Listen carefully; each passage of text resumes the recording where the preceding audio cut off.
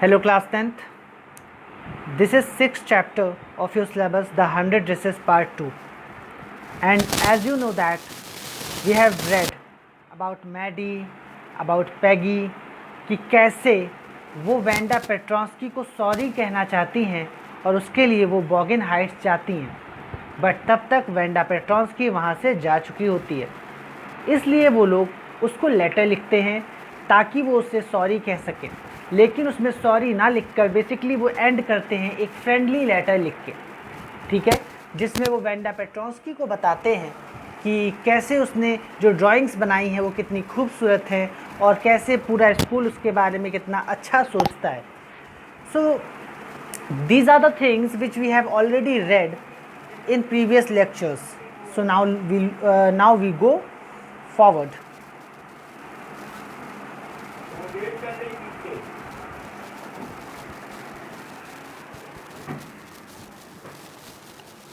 Now look. तो जैसा कि मैंने आपको बताया कि उन्होंने लेटर लिखा था और उसके बाद देखिए क्या हुआ. Days passed and there was no answer but the letter did not come back. So maybe Wanda had received it. Perhaps she was so hurt and angry she was not going to answer. You could not blame her. कई दिन बीत गए, letter जो वापस नहीं आया, उसका कोई जवाब भी नहीं आया. लेकिन जवाब नहीं आया लेटर का, लेकिन लेटर वापस भी नहीं आया. लेटर वापस नहीं आया इसका मतलब लेटर जो है वेंडा पेट्रॉन्स्की तक पहुंच गया था. So maybe Wanda had received it. हो सकता है उन्होंने अंदाज़ा लगाया, हो सकता है वेंडा को वो लेटर मिल गया हो और perhaps she was so hurt and angry she was not going to answer. और शायद वो इतना ज़्यादा उसे बुरा लगा हो, वो इतनी गुस्से में हो जिसकी वजह से वो आंसर ही नहीं कर रही थी उस लेटर का. यू कुड नॉट ब्लेम हर. आप उससे ब्लेम नहीं कर सकते थे क्योंकि जैसा कि उन लोगों ने उसका इतना मजाक उड़ाया था, अगर वो गुस्से में भी है तो आप उसको ब्लेम नहीं कर सकते. उसका गुस्सा होना जायज़ है, जायज़ है. देखिए, weeks went by and still Wanda did not answer. कई हफ्ते बीत गए फिर भी वेंडा ने उत्तर नहीं दिया. Peggy had begun to forget the whole business and Maddie put herself to sleep at night making speeches about Wanda. कई हफ्ते बीत गए, still Wanda did not answer. फिर भी वेंडा ने आंसर नहीं दिया. Peggy had begun to forget. Peggy जो है वो भूलने लगी द होल बिजनेस, जो पूरा इंसिडेंट था. And Maddie put herself to sleep at night making speeches about Wanda. और मैडी जब भी रात में सोती थी वेंडा के बारे में बात करती थी, सोचती थी उसके बारे में और सपनों में डिफेंड करती थी उसको उस भीड़ से, उन लड़कियों की भीड़ से who were trying to tease her, जो उसे चिढ़ाने की कोशिश कर रही होती थी. So how many dresses have you got. ये कह के कि तुम्हारे पास कितनी ड्रेसेस हैं. And before Wanda could press her lips together in a tight line. और इससे पहले कि वेंडा शांत हो जाए, the way she did before answering, जिस तरह से वो आंसर करने से पहले शांत हो जाती थी, Maddie would cry out. Maddie चिल्ला देती थी, स्टॉप, रुक जाओ. Then everybody would feel ashamed the way she used to feel. और फिर सभी लोगों को बहुत बुरा लगता था, शर्मिंदा होना पड़ता था जैसा कि वेंडा होती थी. Now it was Christmas time and there was snow on the ground. Christmas का समय था और बर्फ़ गिर रही थी. Christmas bells and a small tree decorated the classroom. Classroom में क्रिसमस बेल लगी हुई थी, छोटा सा ट्री लगा हुआ था. On the last day of school before the holiday. Holiday से पहले स्कूल का लास्ट दिन था. And the teacher showed the class a letter she had received that morning. उस मॉर्निंग, उस सुबह टीचर ने वो लेटर दिखाया जो उन्हें उसी सुबह मिला था.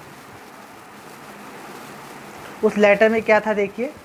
You remember Wanda Petronski, the gifted little artist who won the drawing contest. तुम लोगों को याद है वेंडा पेट्रॉन्स्की, वो गिफ्टेड आर्टिस्ट, वो गिफ्टेड लिटिल आर्टिस्ट, वो टैलेंटेड आर्टिस्ट जिसने ड्राइंग कॉन्टेस्ट जीता था. Well she has written me. उसने मुझे कुछ लिख कर भेजा है.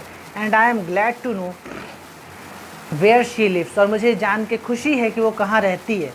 Because now I can send her medal, क्योंकि अब मैं उसे उसका मेडल भेज सकती हूँ।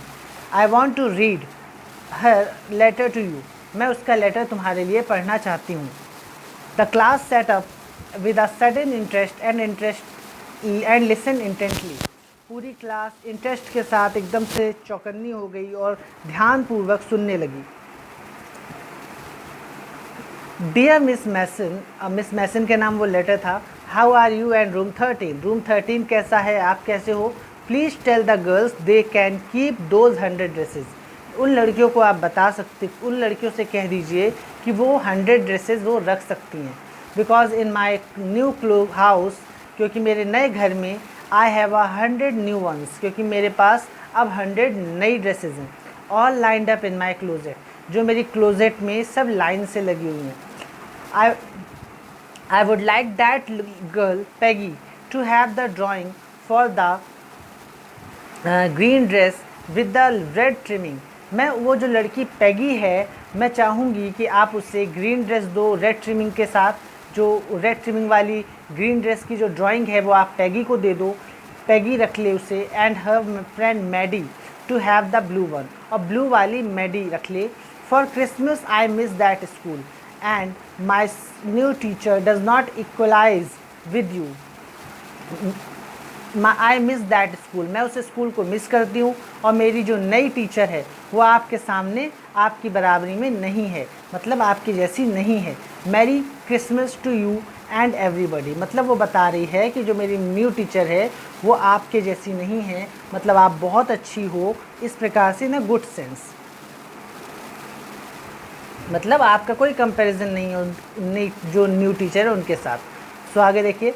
On the way home from school Maddie and Peggy held their drawings very carefully, घर लौटते समय मैडी और पैगी जो थे हेल्ड देयर ड्राइंग्स, उन्होंने अपनी ड्राइंग्स पकड़े हुई थी वेरी केयरफुली, बहुत ही ध्यानपूर्वक। All the house had wreath and holly in the windows, पूरा घर सजा हुआ था। Outside the grocery stores hundreds of Christmas trees were stacked, groceries stores के बाहर कई सारे क्रिसमस ट्रीज सजे खड़े थे। एंड इन द विंडो में कैंडी पेपरमिंट स्टिक्स, कैंडी लटकी हुई थी।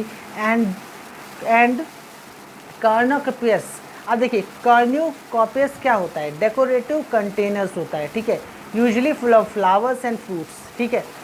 तो shiny transparent paper were स्ट्रंग, the air smelled like Christmas and light shining everywhere reflected different colours on the snow, मतलब अब कह रहा है the air smelled like Christmas, जब अपने घर में दिवाली होती है तो कैसे तरह तरह की डिशेस की खुशबू आ रही होती है, और एक माहौल, हवा में एक माहौल होता है त्यौहार का, तो उसी माहौल की बात कर रहे हैं कि जो क्रिसमस है वो हवा में पता चल रहा था, स्मेल कर रहा था, हर जगह से खुशबुएँ आ रही थी डिशेस वगैरह की, और सब कुछ बहुत सुंदर लग रहा था, जो बहुत ही शानदार सजावट लग रही थी। Everywhere reflected different colours on the snow.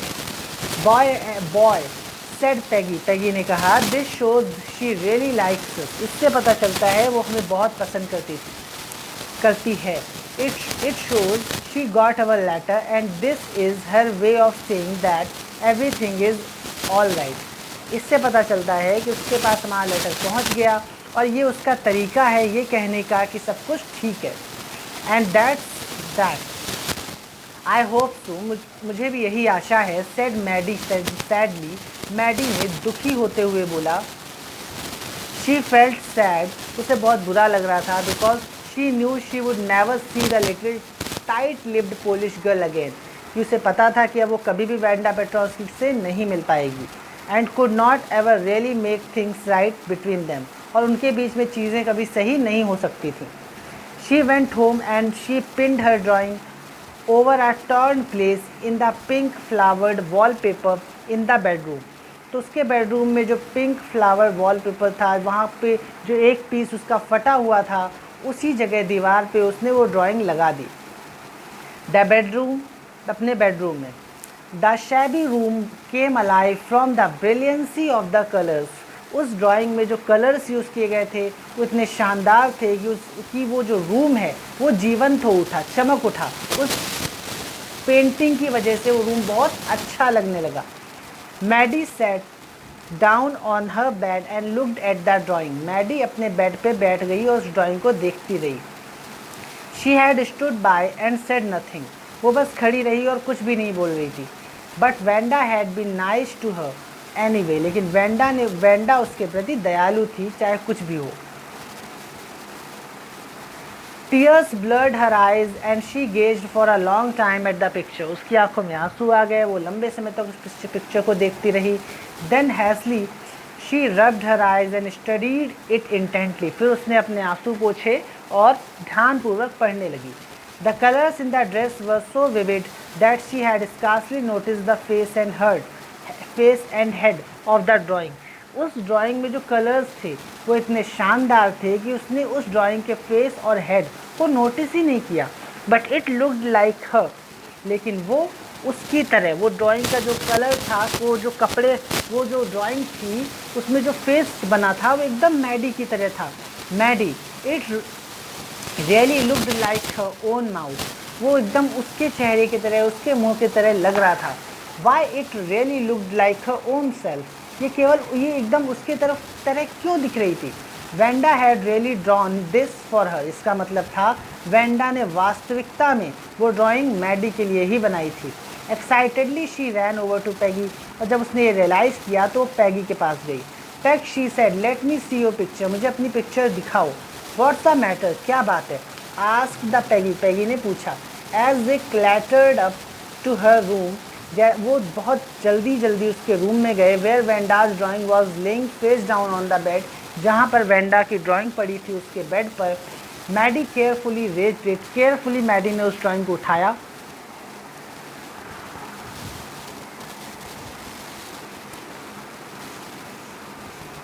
Look she drew you. देखो उसने तुम्हारी पिक्चर बनाई है। दैट्स यू, ये तो तुम हो।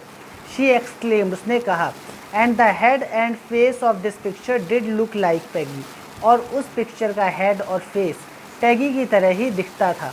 एंड डिड आई से, सेड पैगी। पैगी ने कहा, क्या कहा। व्हाट डिड आई से, अब मैं क्या कह सकती हूँ ये देखकर।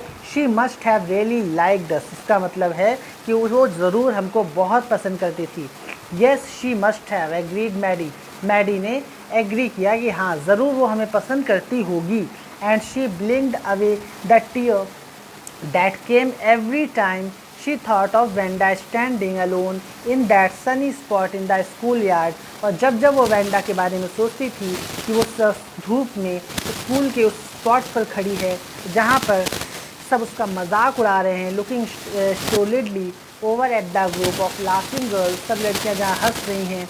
After she had walked off, और जब वो चली जाती है। After she had said sure 100 of them, कि हाँ 100 of them all lined up, सब लाइन से लगी हुई हैं। तो जब ये सब सोचती है तो बार बार उसकी आंखों में आंसू आ जाता है। किसके, मैडी के। So class, with this we come to end of this lesson. I hope you liked it. If you have any problem, any doubt, then you can ask me at the doubt section of School Logger. Thank you.